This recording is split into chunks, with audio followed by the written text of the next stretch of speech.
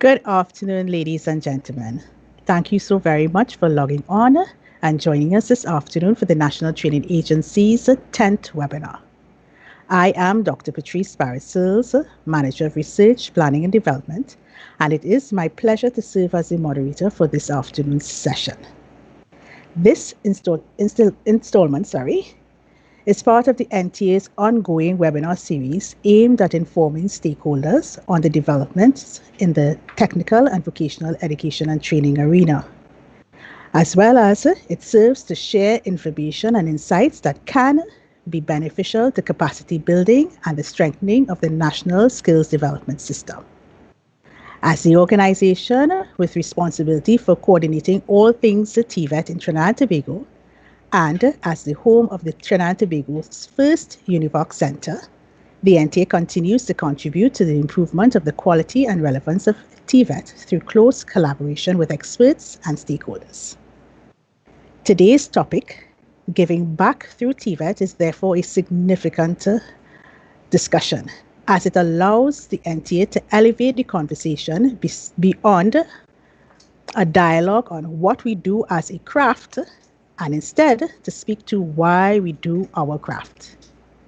Using this digital platform, we have invited two professionals to share their journey with us and their perspective on how our work and effort can be used as platforms for making a difference to our community and, by extension, the wider society. We are truly hoping that their story and insight will inspire and motivate you all to join and become change agents as well. This afternoon, our presenters are Ms. Jillian Franklyn and Ms. Candace Guppy Sobion. Ms. Candace Guppy Sobion possesses a long history of entrepreneurial development.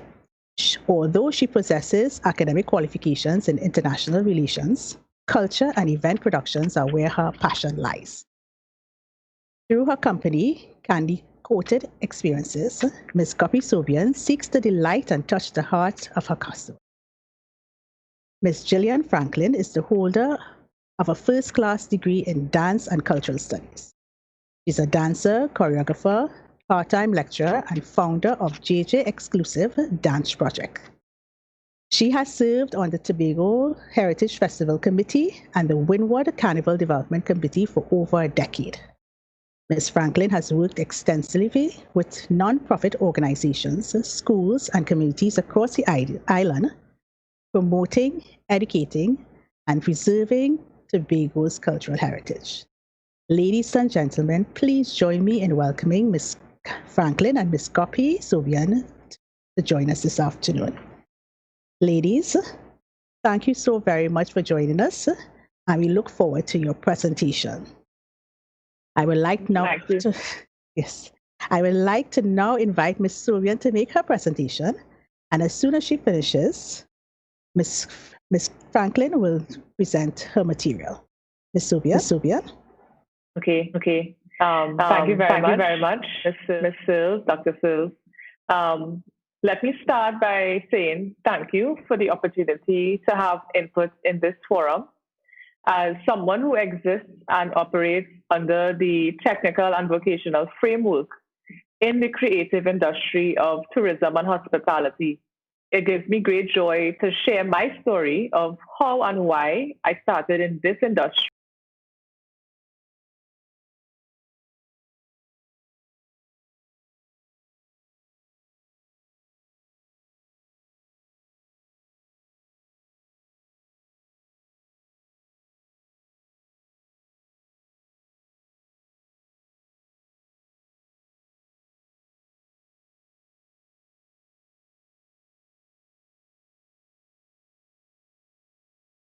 Can contribute to shaping strong values, beliefs, and aspirations among citizens. So I will just tell you a little bit about me and my journey. Growing up next to the San Juan market in a small home, I developed a keen sense of buying and selling.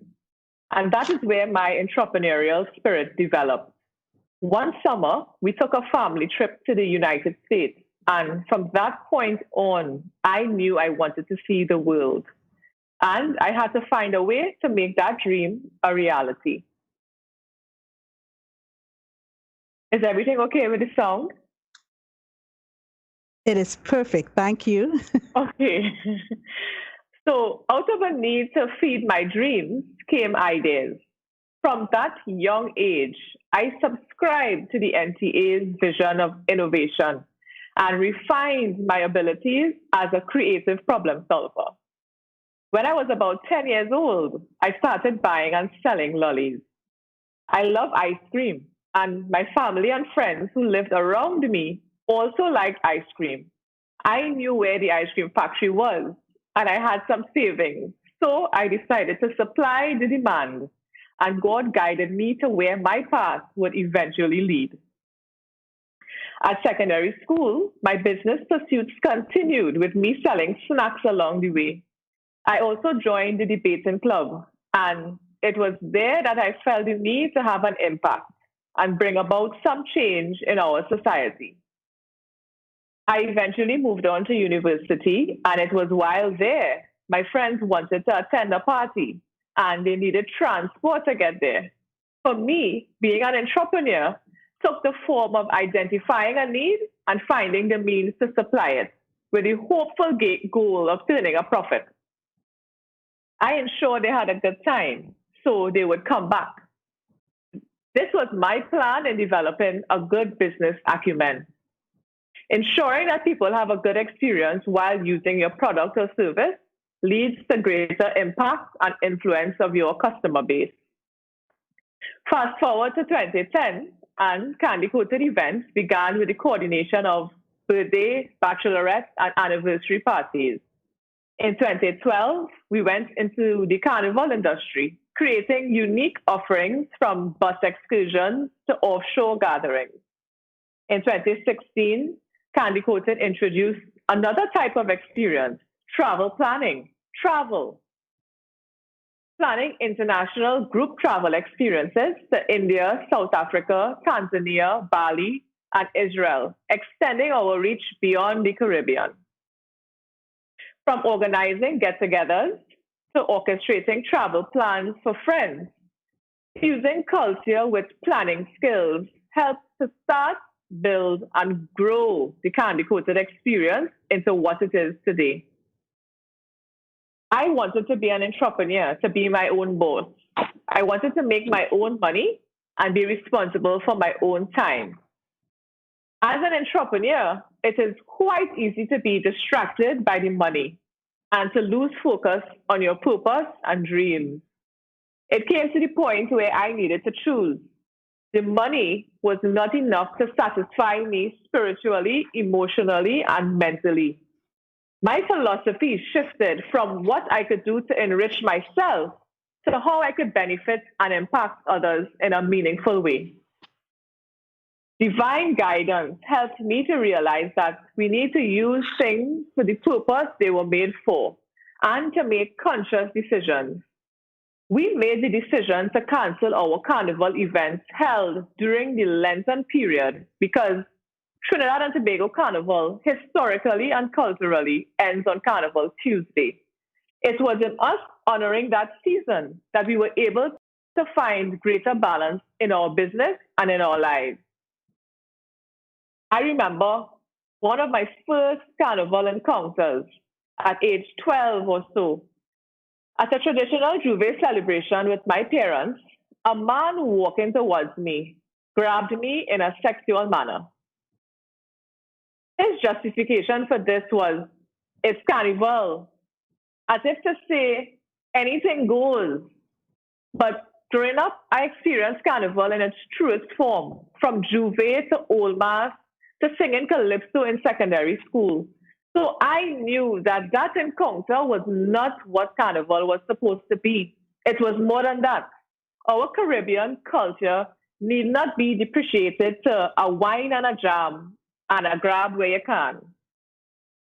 I wanted to contribute to a Caribbean identity where humanity and culture coexisted respectfully and in peace, transforming the brand into a socially conscious platform for change in the Caribbean by creating and curating experiences for the whole person, incorporating spiritual, entertainment, cultural, and social values.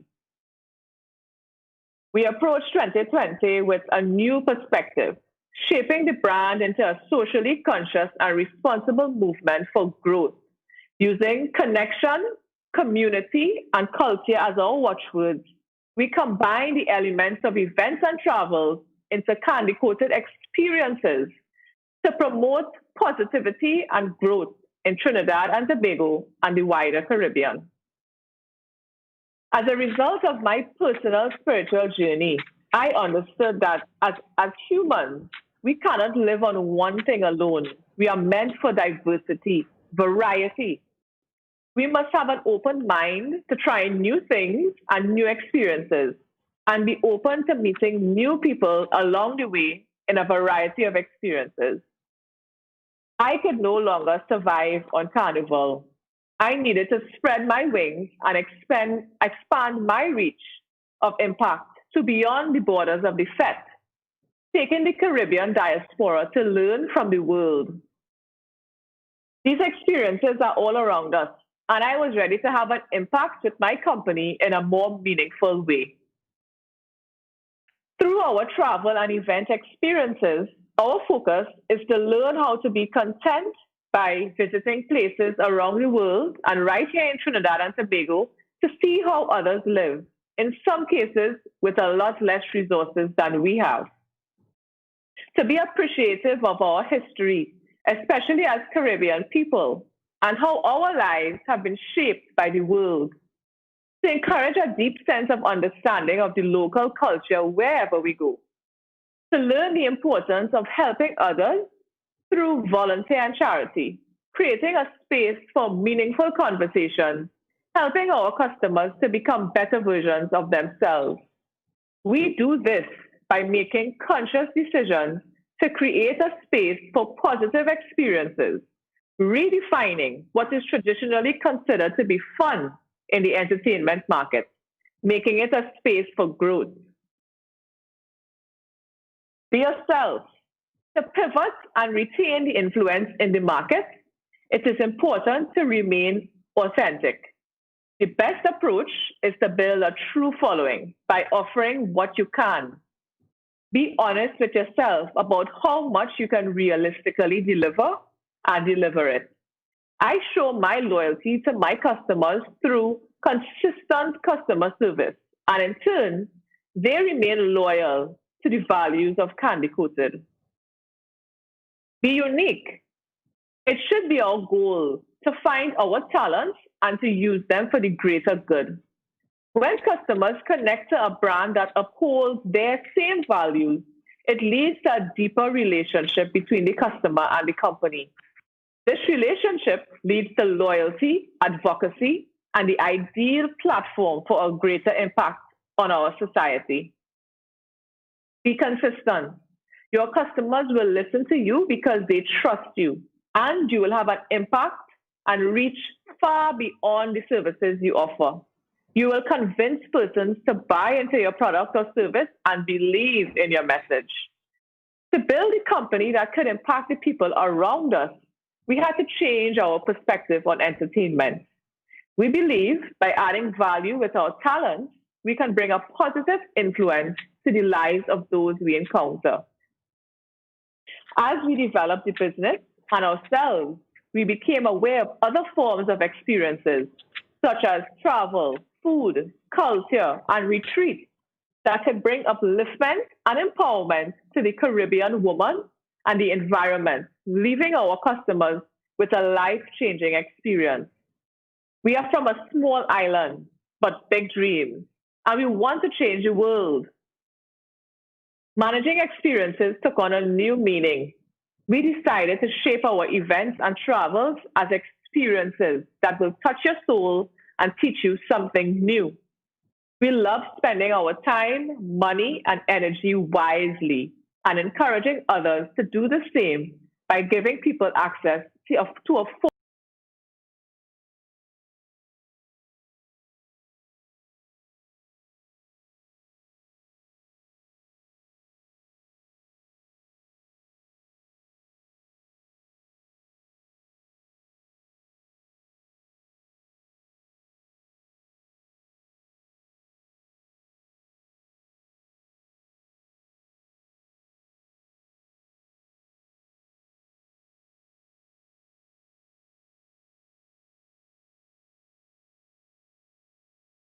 good at, but should be something that you enjoy doing and are able to pass on to others to benefit from.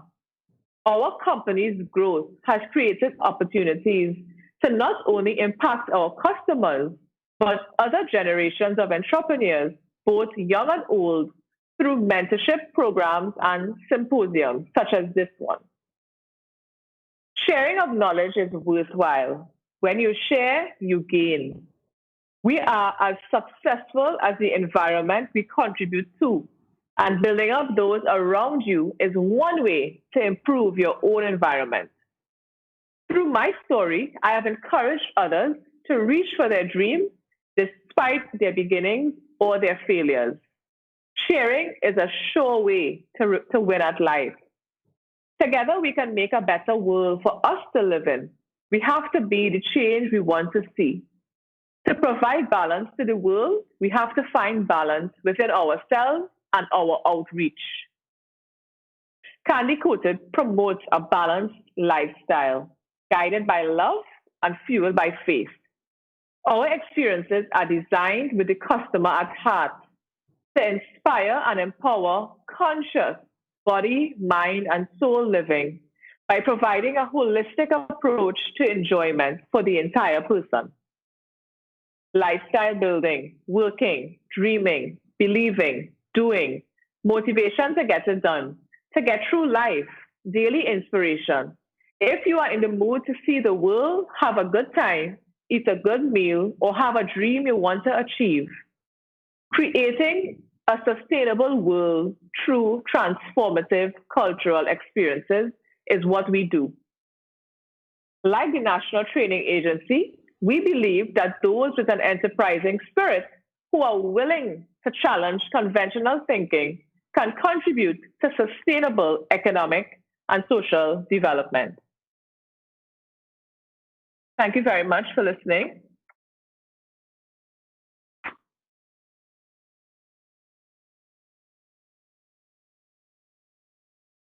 Very insightful and informative presentation. At this point, we will Franklyn to make her presentation to us. Now, I should alert the audience that Ms. Franklyn is, of course, in our beautiful sister Isle of Tobago, and we just experienced a little power outage, so she's using her mobile device to make her presentation. So if we have any glitches or skips, just bear with us. This is a learning experience and just something that we couldn't control for. Ms. Franklyn? Thank you. And good afternoon to everyone. I am Jillian Franklyn. I'm the founder of JJ's Exclusive Dance Project. And I must say thanks to the NTA and the TVET for the opportunity to contribute towards the preservation through TVET. So we'll go to the first slide. We good to go. So we're looking at preserving cultural traditions. And right. So the first question, So first we ask, okay, good. And first we ask, what is culture? So culture is a way of life. It's how we speak. It's the food we eat. It's how we believe, values, and how we socialize, habits, music, and how we survive and create an identity for ourselves. The system by which knowledge is shared and how we communicate. We'll look at the types of culture. So there are mainly two types. First, we have material culture. So material culture is the physical objects, resources, and spaces that can be used to define our culture. So for example, some of those materials can include our homes, our communities, our schools, our churches, food, clothing, architecture, and artifacts. Non-material culture. This refers to a non-physical idea that people have about their culture. And for example, we have our language, the way in which we speak, or how we pronounce and construct our sentences. values and norms and morals and customs or beliefs, example, or folklore and superstitions, or music and or dance. Next slide. What is cultural tradition? So cultural tradition is the intergenerational of our norms, and our norms refers to that unwritten rule that govern our social behavior, languages, or sayings and proverbs that we might have heard from our grandparents or even our parents. Festivals, the celebration of our cultural beliefs and our history. Symbolic rites of passage or holidays, create an event, a belief, or even a change of season. We also have our beliefs, our religious symbols and values, our music as it relates to our folklore, or instruments, and our style of music.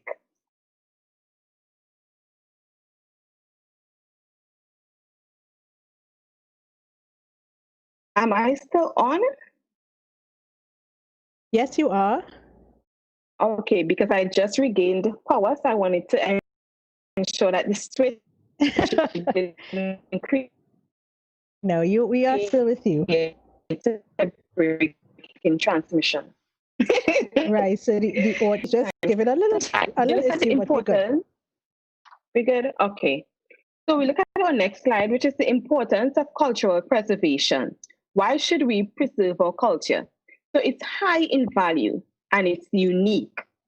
It affirms our identity as a people, and it's also a wealth of skills and knowledge that is transmitted from generation to generation. How to preserve cultural traditions? So the best way to preserve cultural traditions is to share. And how do we share? We share via education. So with education, we are able to preserve, there's transmission, there's promotion, and there's preparedness. Under education, we look at preservation. So as part of preservation, we have three subtitles. We have participation, we have recording, and we have formal teaching. As it relates to participation, we should share in family and community gatherings. This encourages the organic method of transferring knowledge from one generation to another. Families and communities will sit and communicate, or even to cook. It may simply mean sharing a family recipe. Communities may organize an event, a holiday celebration, or festival. We should encourage children to participate and share in these experiences, which will help them understand the value of having traditions and the importance of sharing. Recording.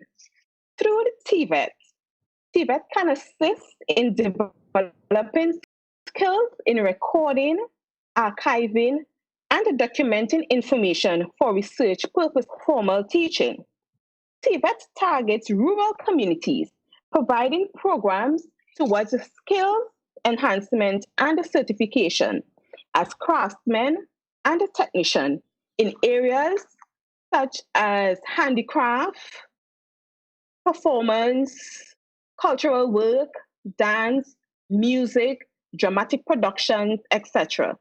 These programs are available through CSEC and CVQ, and they are geared towards empowering community groups and supporting their livelihood. Now we look at transmission. So how is this information being transmitted? So the information can be transmitted through specialized agencies, the Ministry of Education, and also through NTA. Through the education system, TVET provides programs that are accessible to students and teachers to learn about traditional customs and values through the development of practical skills and knowledge. This is offered in a classroom setting, followed by a written and practical assessment. Promotion. promotion, we now have what we are going to say is a tourism product. And apart from the tourism product, there's increased awareness. Being qualified and certified through TVET, the relationship between tourism and culture is enhanced. There's job creation, there's diversification, and community pride in heritage, as we are now poised to reorganize and reconstruct human experiences for the promotion and enrichment of our cultural traditions. Preparedness. So we have appreciation and there's sustainability. As a result of the enhanced knowledge and skills developed through TVET, you are now equipped as a craftsman or a performer to adjust yourself to the changing culture norms and patterns for a better and a successful living.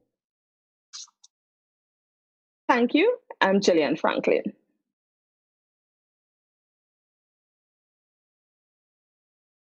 Am I still on? Thank you so very much, Ms. Franklyn, for that very insightful presentation.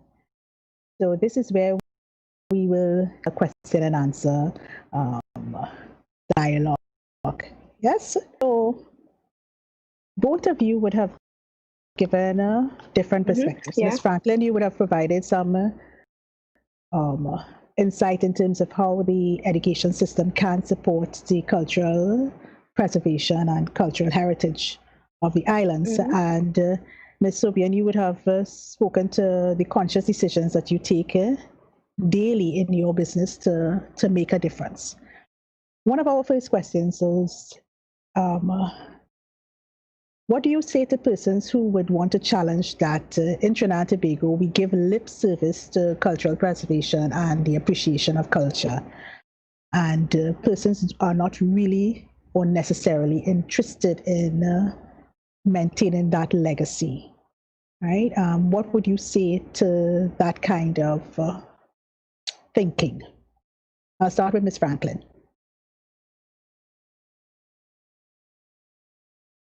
Ms. Franklyn, are you still there? Okay. So, are you not hearing me? Yes. Yeah, you hearing me? Okay. Yes, sir. So I usually go with the saying that a people without a culture is a people without a soul. And I believe that if you're unable to understand where you've come from, then there's nowhere for you to know where you're going. Hence, our cultural traditions, they are important to us. Like I said before, it's a way of life. It's not just doing something just because. It's our means of survival. So what I would say for that person, maybe you need to speak with your elders more. Maybe you need to be more involved in your community. Maybe you need to become more aware as to the importance and the values that then it may change your perspective of thinking. Hence, I honestly believe that through the education system, we can bridge that gap of having young people, for example, not knowing about their cultural traditions and appreciating it. Ms. Guppy, Sobion, would you like to add anything?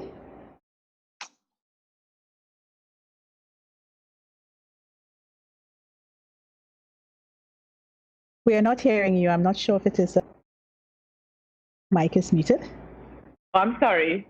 Right, yeah. So I was just saying, that I always hear people say, they have a complaint about something and then they say they're not doing it, But for me, I've decided that the onus falls on me. I've literally bought into the notion of you have to be the change you want to see in the world. So for me, through Candy Coated, in particular, in this particular period of COVID, where we on lockdown and we have to stay in our countries, I think now is the prime time for us to learn more about our history. And I think it's in learning more of our history we're able to feel, I guess, a stronger connection to our culture. Right. So that brings me to another question. So both of you would have alluded to the need to have a body of information to draw on, whether it is through your ancestors and your to the previous generation, not necessarily, right? And or through the school system. But isn't there a historical challenge in Trinidad and Tobago with the documentation and the archiving of cultural traditions? So where are persons who may not be in the social space to find the information that they're looking for? Where are they to get it? And where, and importantly, where can we start in terms of accumulating it? Any one of you? I don't know if Jillian has a response. Jillian, she threw it at you.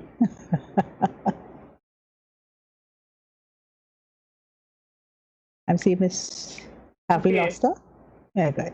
Well, I have no answer for it. I mean, just yesterday or the day before, I visited a historical site. And at the site, well, I did some research before I visited the site. So I got some information.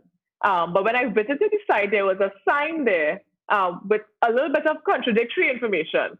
So I wasn't sure.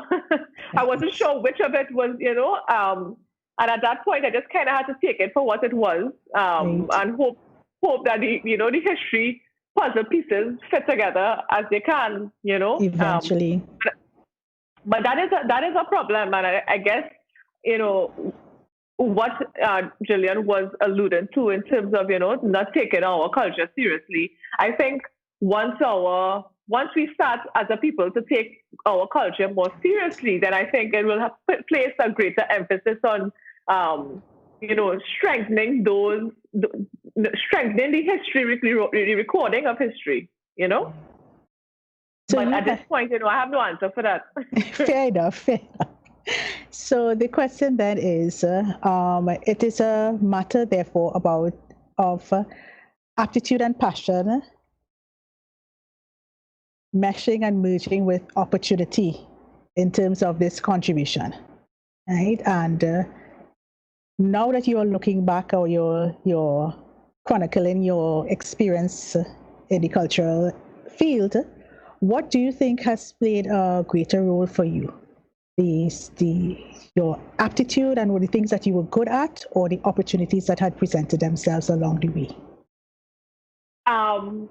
I would say both. I mean, my story, God gives us talents, and Correct. So I was given that talent, and I saw that He put me in the environment for me to even see that talent, because I grew up next to the flower market where it was covered, so I saw business in effect. But apart from that, I would say my family would have played a huge role, because growing up in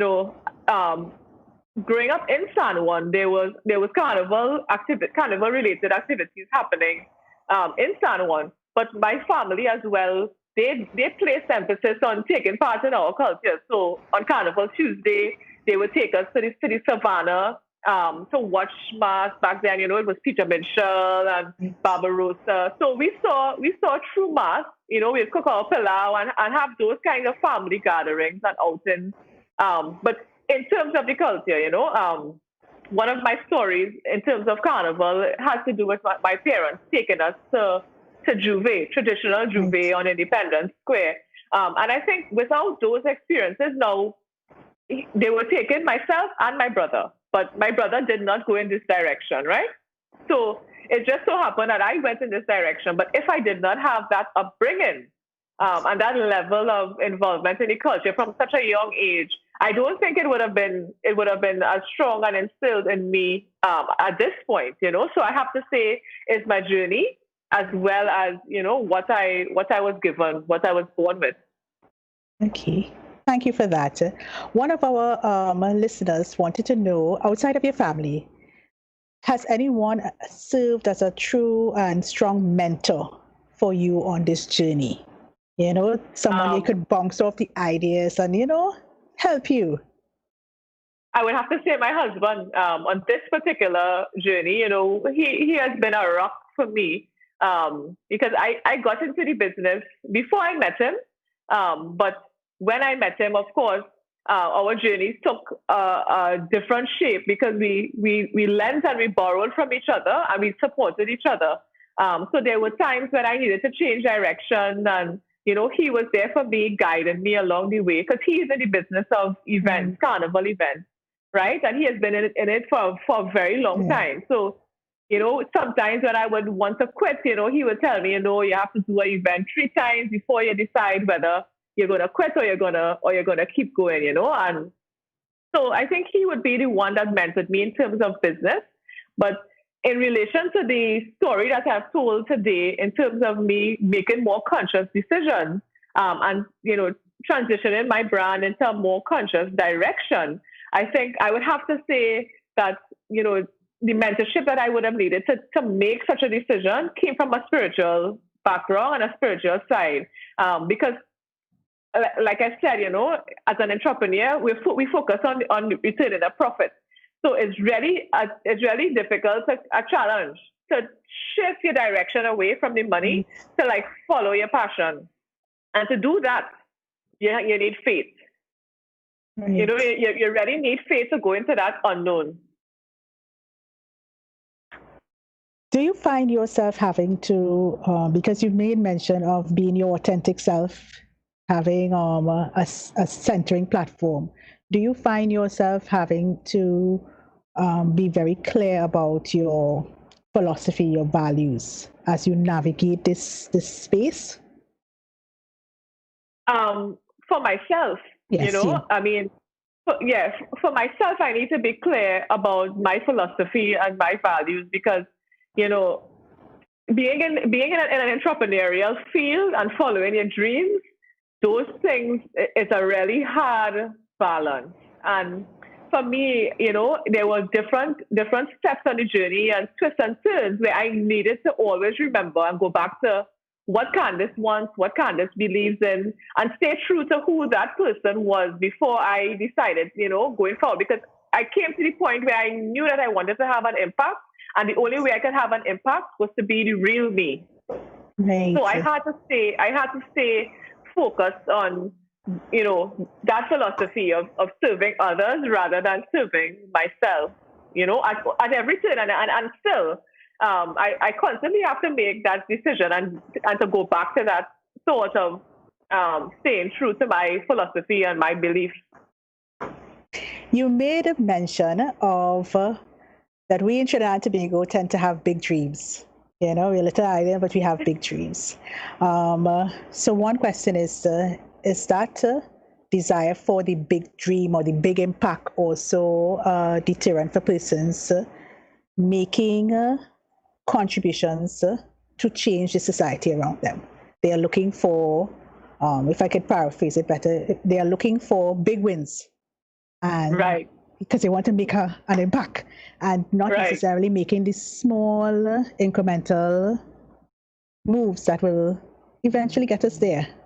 Right? Yeah, I would tell you that on the beginning of this journey that where I started to shift direction, I was focused on the big wins, because that's just what I grew up in terms of being an entrepreneur. But impact is a whole different business, right? So I've now come to the synopsis of having impact one by one. And I believe that one by one, we reach 1 million. That's my personal internal philosophy. Mm-hmm. One by one, you reach 1 million. So take it step by step, small steps, and you will be able to accomplish that big dream and have that big impact. But you have to take it step by step. You can't put yourself before the impact. Okay. When we put ourselves before the impact, then we think about bigness. Right. Thank you. Thank you for that. So now that we are in the process of going through this COVID pandemic, right, the question is that how do entrepreneurs, especially persons in event production like yourself, what is your outlook? What is your prognosis for you to survive this, this different period that we're going through? Right. I think Jillian is trying to to log in. Yes. Okay. Well, for me, I will speak about my unique situation. When I was working full time, and then I went off into my dream, right? of creating this business. So I didn't leave my job, my full-time job, with a lot of money. I didn't leave my full-time job with sustenance for the next year or 2 or 5 months or 6 months. Maybe I had for like 1 or 2 months, right? But I always believe that with what I have inside of me, I'll be able to survive, right? And so for me now, because I was changing direction before the COVID happened, now for me, I see it as an opportunity to reinvent, allow myself the space to reinvent myself. So now I'm just focused on doing research so that if and when the time comes that, we are able to go back out there and spread our wings and, have a full for business, then I will be well prepared. Good. So I'm using the opportunity as research and development, I'm not trying to rush to make an income at this point. Right. Yeah. But is that a matter of where you are in your life and career that you can make that kind of decision that income is not really a priority right now? It's a unique situation for me because I was preparing for a shift. Right. So the shift came for me at an opportune time. But what I can tell others who, I think are in the need of creating income, I believe God put us all here for a reason, right? Individually. And if people think about the big wins, but if you look at your immediate circle, just like how I said, I was able to identify demand and I was able to supply it. I didn't create the supply before the demand. I saw what was needed, and I was able to try to find a way. So we have to be innovative. We all have talent, so we have to find what our talent is and use that to benefit to survive as sustenance. Good, thank you very much. Yeah. So you were trying to reconnect with Miss Franklyn because, like I indicated, we are having some electrical issues in Tobago. So we lost her. She was attempting to rejoin, but I'm not seeing her coming back on us yet. So I wouldn't want to drag it on too long. So I have one last question for you.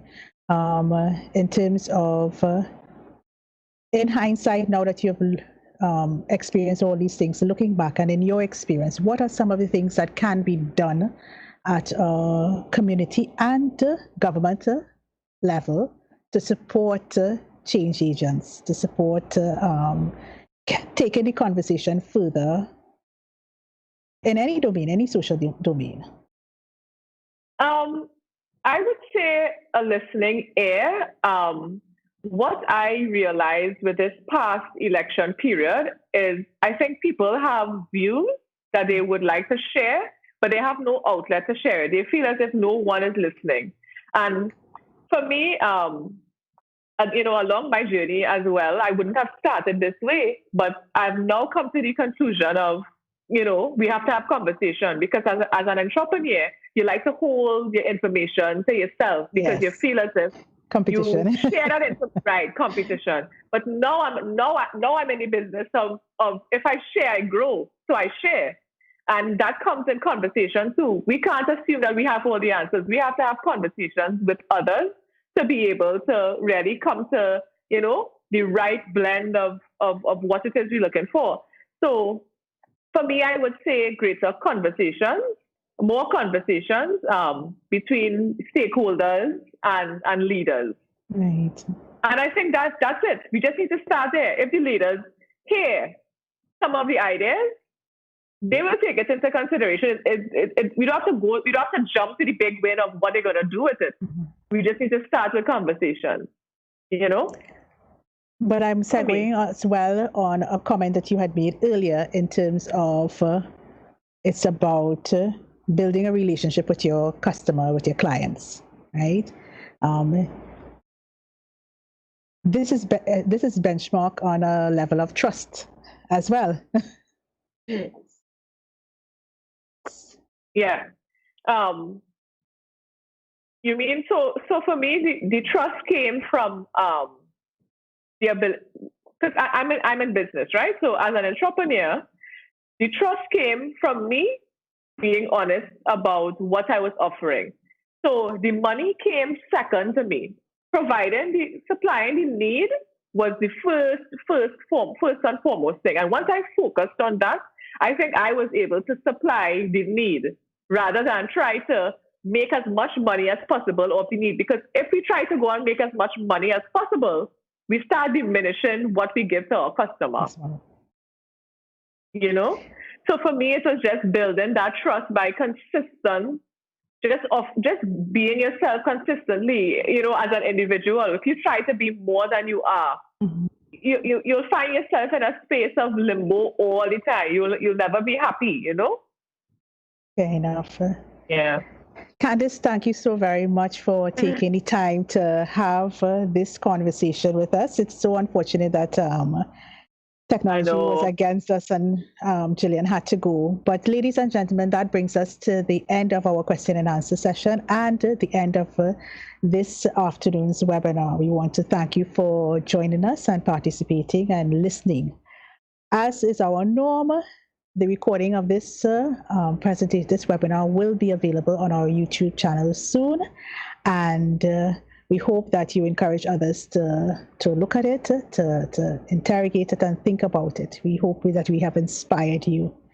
Thank you so much again to Ms. Candace Guppy Sobion and Ms. Jillian Franklyn for their insights this afternoon. My friends, as we are navigating this pandemic, I ask that you do your utmost to remain safe, be blessed, and do have a productive afternoon. Until we see each other again, bye everyone. Bye-bye. Bye-bye.